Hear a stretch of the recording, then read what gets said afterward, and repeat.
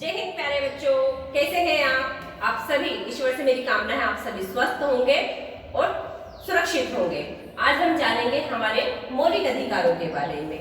मौलिक अधिकार जिन्हें हम मूल अधिकार भी कहते हैं। भारतीय संविधान में हमें ये मौलिक अधिकार 6 प्रदान किए गए हैं। 6 अधिकार प्रदान किए गए हैं। भारतीय संविधान में इसका वर्णन हमें भाग 3 में मिलता है। तो पहला अधिकार है हमारा समता का या समानता का अधिकार। इस अधिकार यह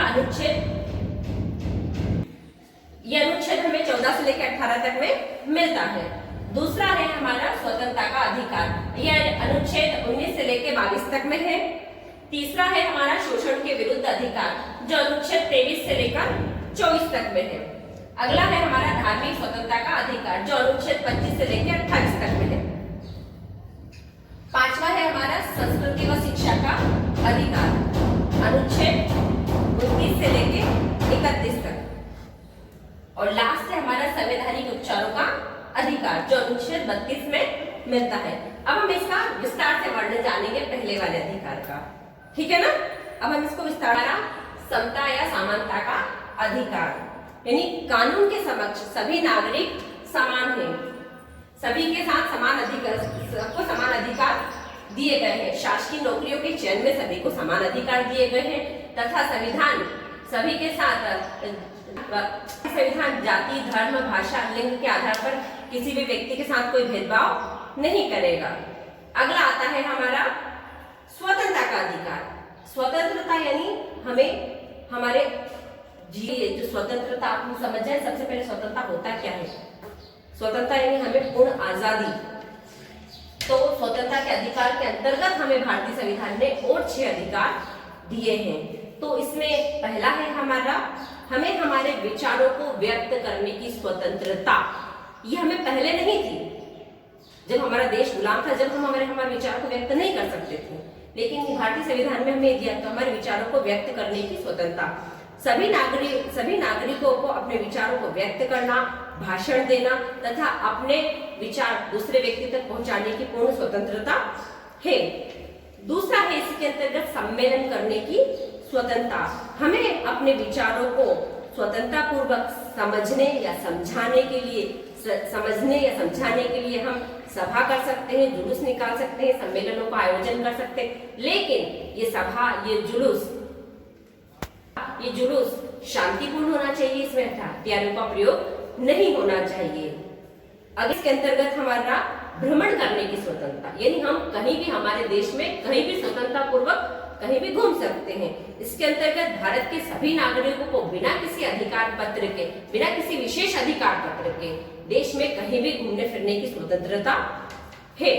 अगला है इसके अंतर्गत हमें बसने या निवास करने की स्वतंत्रता। भारत के सभी नागरिकों को अपनी इच्छा के अनुसार स्थायी व अस्थायी रूप से कहीं भी रह सकता है, कहीं भी बस सकता है। इसी के अंतर्गत भैया वो व्यक्ति बसेगा, रहेगा, तो उसके बाद में उसे व्यापार वहां तो कुछ करना, जीवन चलाने के लिए कुछ तो करना पड़ेगा।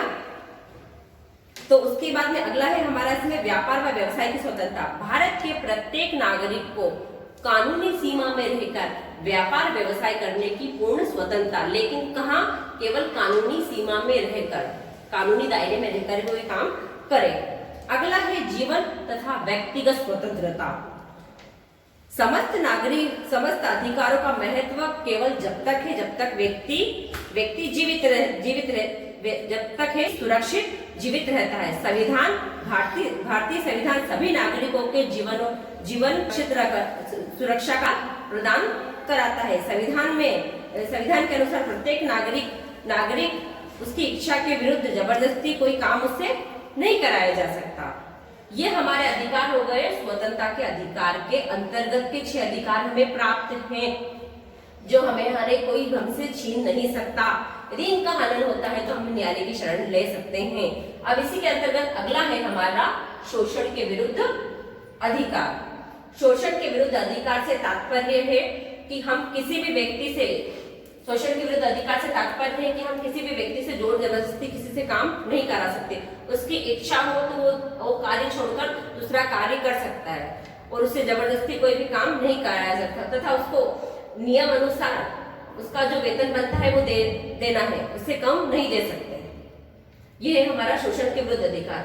अगला है हमारा धार्मिक स्वतंत्रता का अधिकार, जिसका वर्णन हमें 25 से लेकर 28 तक मिलता है। भारत के संविधान में सभी नागरिकों को अपने अपने धर्म का पालन करना तथा उसका प्रचार प्रसार करने का अधिकार दिया है। किसी भी व्यक्ति को उसके रीति रिवाजों का पालन करने से रोका नहीं जा सकता तथा वो अपने रीति रिवाजों के आधार पर उपासना व आराधना करने की पूर्ण स्वतंत्रता उसको प्राप्त है। अगला है हमारा संस्कृति व शिक्षा का अधिकार, जिससे हमें अनुच्छेद 29 से लेकर 31 तक का मिलता है। भारत में विभिन्न भाषाओं को बोलने वाले लोग रहते हैं। हमारा देश वैसे भी एक माला के समान है, जिसमें अलग अलग प्रकार के फूल की एक माला बनती जो बहुत सुंदर लगती है। ऐसे ही हमारा भारतवर्ष है, जहाँ पर अनेक धर्म जाति के लोग रहते हैं, अनेक भाषा बोलने वाले होते हैं।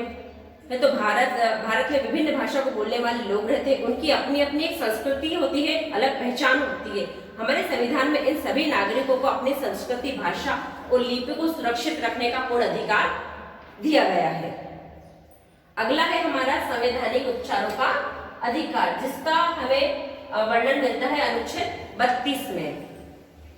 भारत के समस्त नागरिकों को मौलिक अधिकारों की, भारतीय संविधान भारत के सभी नागरिकों को मौलिक अधिकार की गारंटी देता है। अतः संविधान में इसके लिए पर्याप्त व प्रभावपूर्ण सुरक्षा दी गई है। इससे अधिकारों के हनन होने पर वह न्यायालय की शरण ले सकता है। न्यायालय उनके मौलिक अधिकारों की रक्षा करता है। केवल संकटकालीन स्थितियों में ही हमारे मौलिक अधिकार कुछ समय के लिए स्थगित कर सकते हैं, वो भी हमारी सुरक्षा के लिए। तो प्यारे बच्चों, आपने आज देखा, हमने मौलिक अधिकारों के बारे में विस्तार से वर्णन किया। आप इसे अपनी कॉपी में नोट डाउन कीजिए, समझिए, पढ़िए इसे और याद कीजिए। ये आपका कोई रटने वाली चीज नहीं है, या ना कोई आपके लॉन्ग टाइम आपके साथ चलने वाली चीज है। बच्चों,